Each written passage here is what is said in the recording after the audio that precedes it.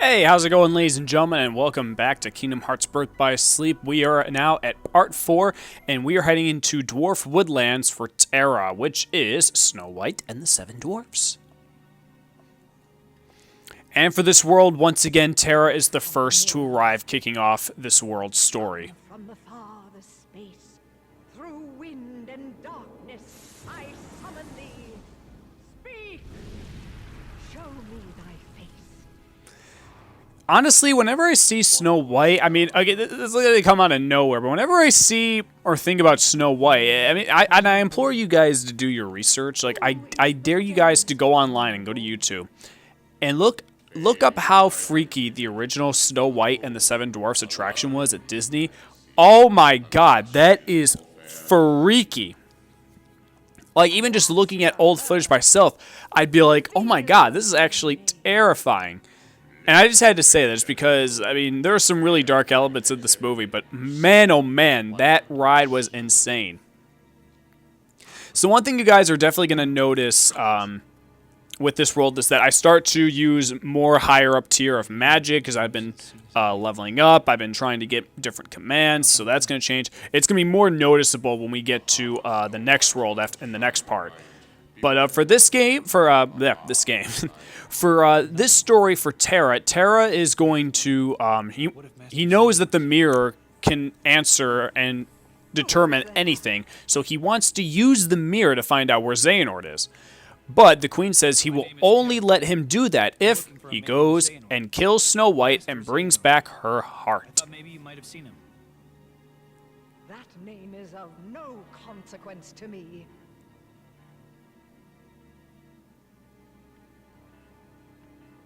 Wait. Ah, yes. I have a task for you. If you succeed, I will ask the mirror where you might find this Master Xehanort. And the mirror will know? Do you dare to question me? Mirror, mirror on the wall, when will we get Kingdom Hearts 4? Yeah! It's probably going to be a long ways off. But anyway, what was I going to say? Okay, so going back to what I said in the last part, I was talking about like my top Kingdom Hearts games for particular reasons. And I said for number 1 is definitely Kingdom Hearts 2. Number 2 is Kingdom Hearts 3, and number 3 is the original Kingdom Hearts.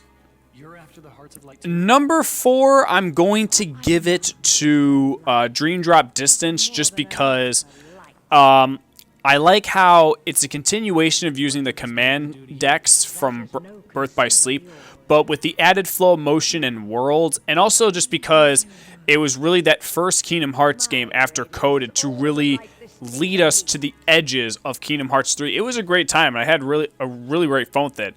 And I think the Symphony of Sorcery world based on Fantasia just, oh my god, that again, another world that I wish like we could see with Unreal Engine 4. I really do.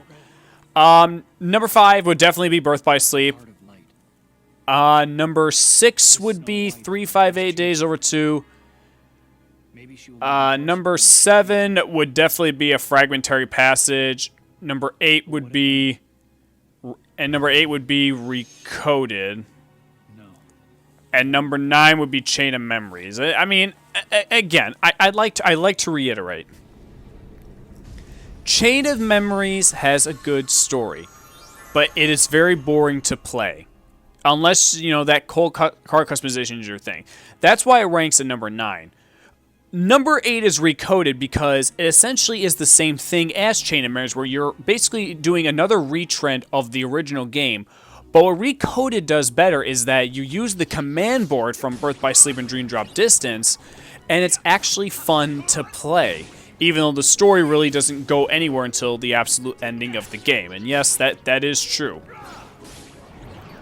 And then number 7 for A Fragmentary Passage, just because, I mean, despite it being a 2-hour demo for Kingdom Hearts 3, it still was exciting to see what the next generation of a Kingdom Hearts is going to be on next-gen systems.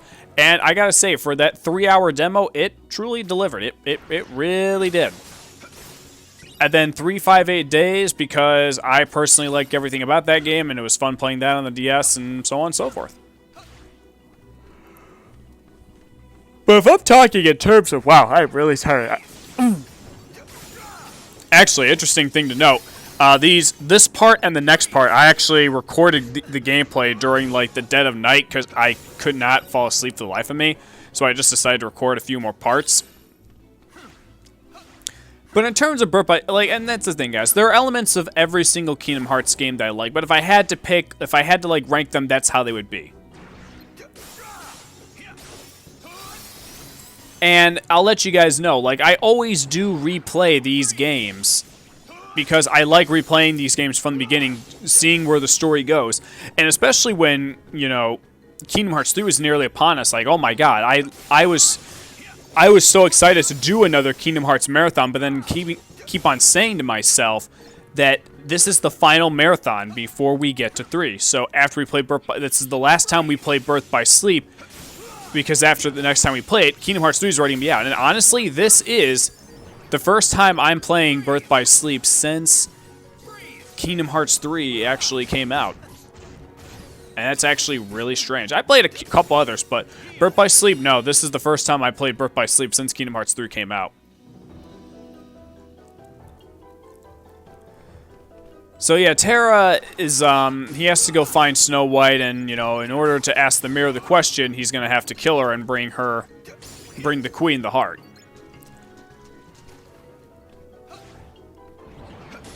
Now this next segment, I'm really just kind of doing for experience and, you know, just to get the treasures.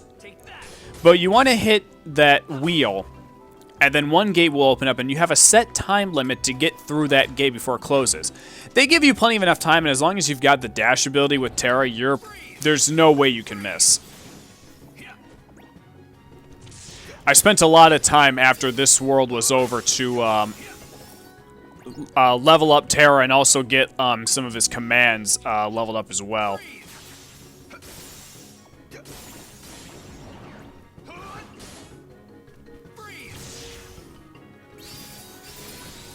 I love Diamond Dust.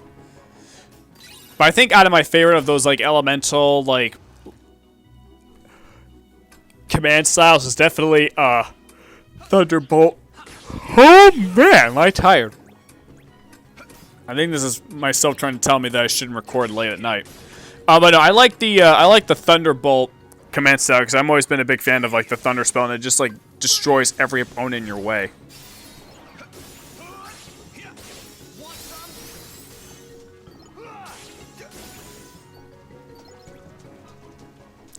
And the one thing that you guys will notice once we, because I'm going to go back and unlock the gate so I can get across that next one that's near me.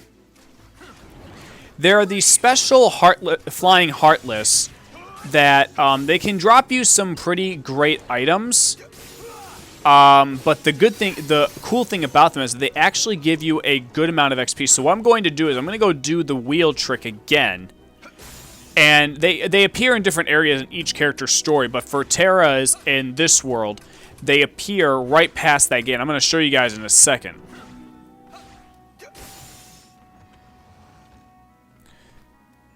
So what you want to do is you want to get through this gate and get through the second one that's up the stairs. Jump across over there, and then to the right, those Heartless are going to show up. You want to try and get the jump on one as quickly as you can because they will move around pretty fast, and they only have a little bit amount of time before they disappear for good. So I would say at least try to get one because they give you a lot of XP. And I do mean a lot of XP. And then you can also pick up a couple treasures.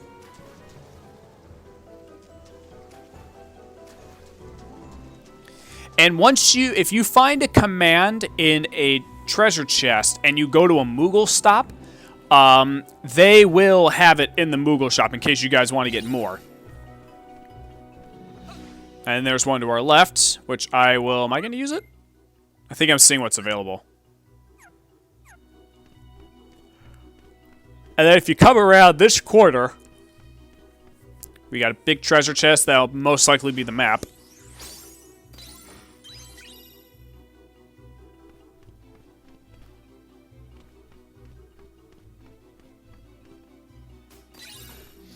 And then there's a treasure chest to the right over there where we need to get an ability after this next unversed event to get it.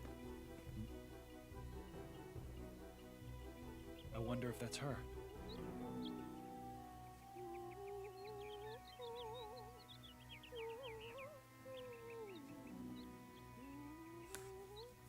So we kind of get like a little bit of like role reversal here, where Terra is technically like the huntsman, but he doesn't do anything to scare her. I mean, because really the what you're about to see pretty soon is the unversed scarer. Should I be? It's true then. Her heart is pure light. She's the one.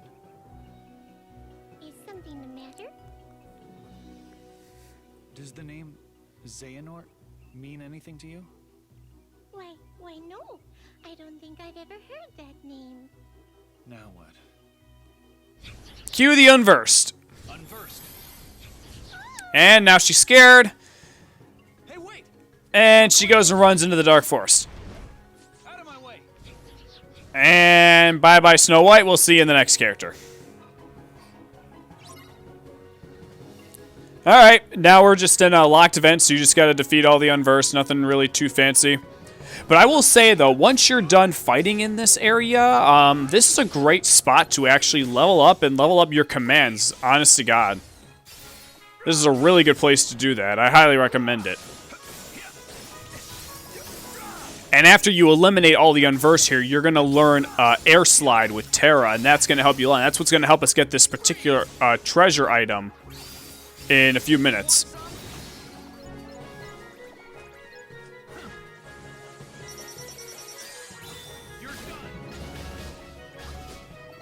I think that's the last time I used that, because I get a different shot lock command towards the end of this world that I really use for a majority of like almost every single character, except for Aqua.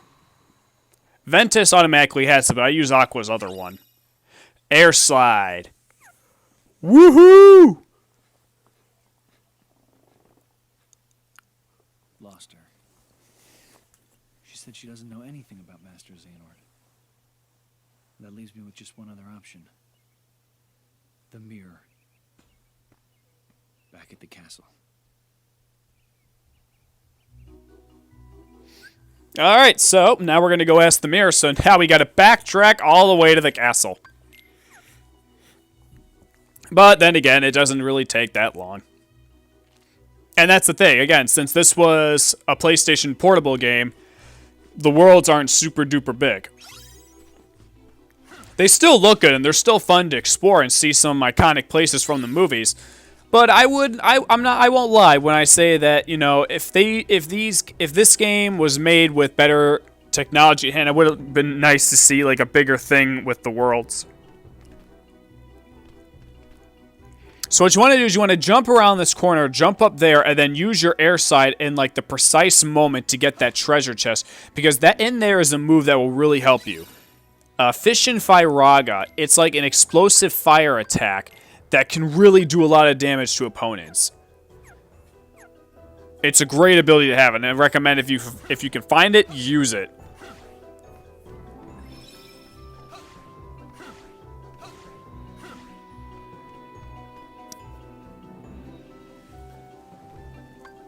Now that I'm back in here, I'm going to show it off right here. Boom! That thing can take out a wide variety of enemies, so I always recommend you using it.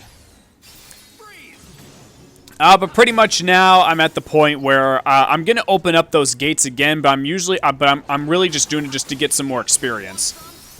Because again, even though like level grinding is a pretty common thing in RPGs, especially with Kingdom Hearts, it is very important to level grind because you want to get as strong as you can be.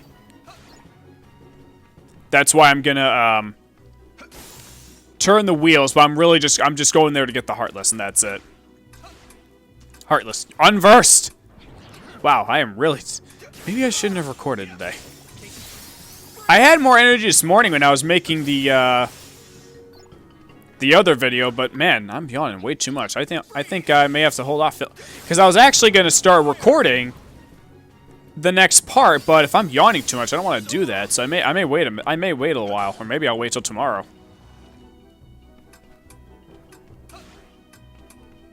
air dash all the way, and take out the unversed.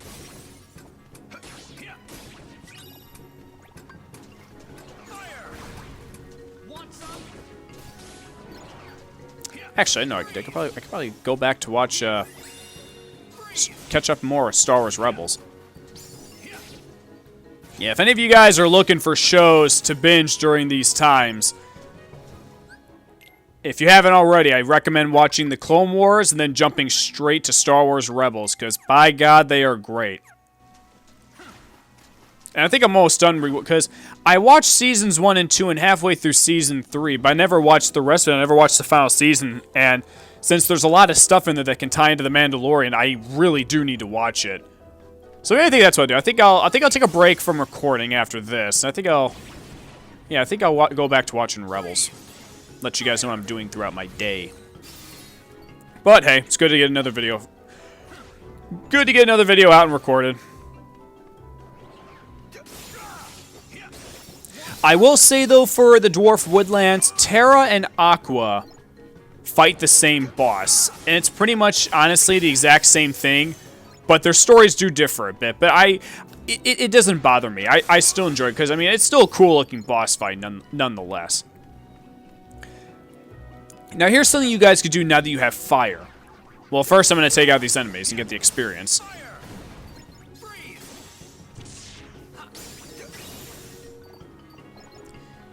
You see that furnace? You see that thing over there?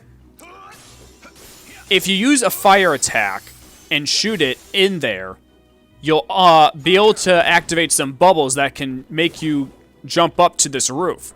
And you can get a really special shot lock item. Well, I mean, it's not really special. I mean, it's technically Ventus's default shock lock. But I use it for Terra just because it's helpful a lot. And that is Flame Salvo. It's a great one to have. I highly recommend if you guys use it because it's really good.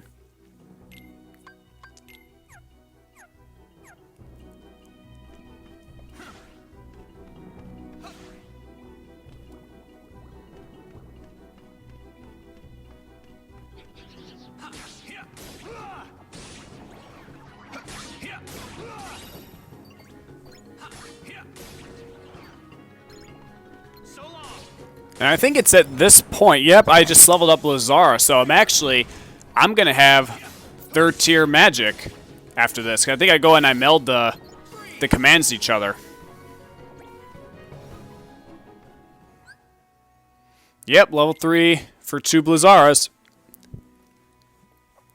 Now, if you guys are ever wondering what you can get when you meld the commands, there is a strategy guide for Birth by Sleep that has all this stuff, but you can basically look things up online. You can know what things you can mix together to try and get new commands and also new abilities that come with it.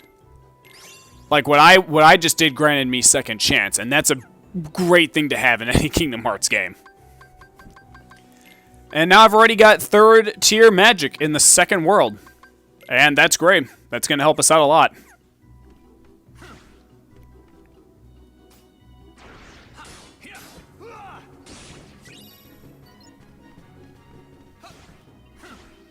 Alright, let's wrap this world up.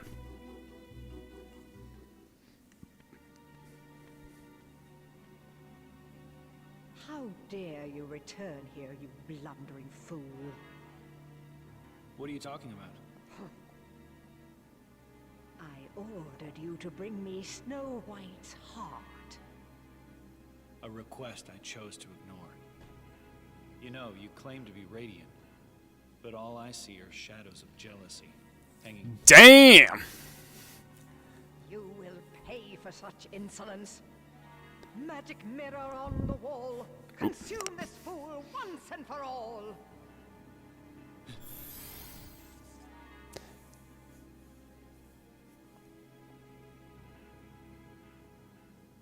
Alas, my liege, that I cannot do. I have no power save answers true. Huh? You dare defy your queen? And as you guys could probably guess from that moment right there, our boss for Dwarf Woodlands is the magic mirror on the wall.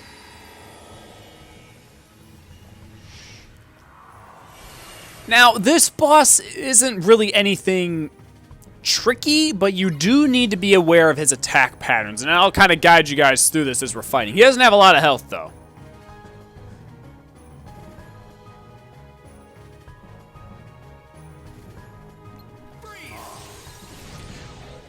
Alright, so what you have to do for this part is keep on sliding or dodge rolling your way, and you want to find the head that is just smiling. The mouth is not open. Sometimes it can take a long time, but for me, I think it's on the left. Yep, there it is. And once you see it, strike it. Yeah, see, this guy... I mean, I still like the boss fight, don't get me wrong, but yeah, this guy doesn't have a lot of health.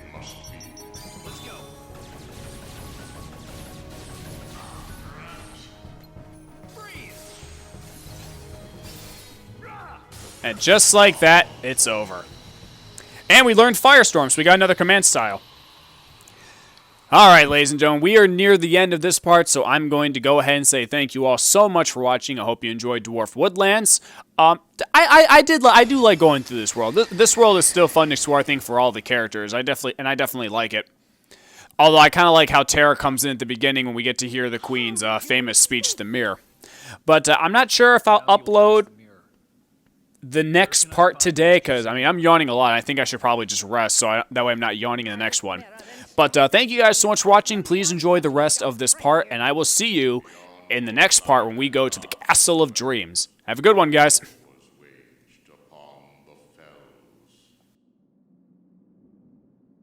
Is that all?